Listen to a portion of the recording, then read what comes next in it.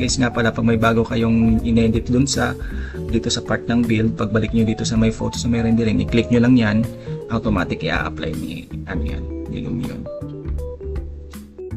So i-render na natin siya dahil sa basic lang naman itong ginagawa natin. So render photo.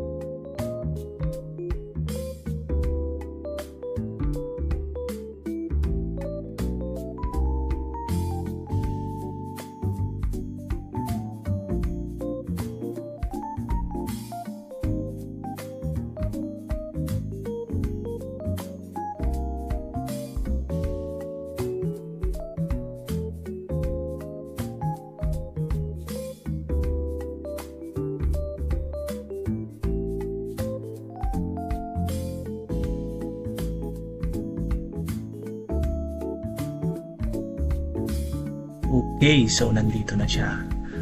Nakita nyo kung gaano yung lightings natin ka-effective pagdating sa rendering. So yan ang isa sa importante para dito sa episode 1 natin. Ito yung rendering natin na maglagay ng how to input lighting. So finocus ko nga pala dito yung breakfast nook natin and then dining. So hindi muna ako naglagay dun sa may sala.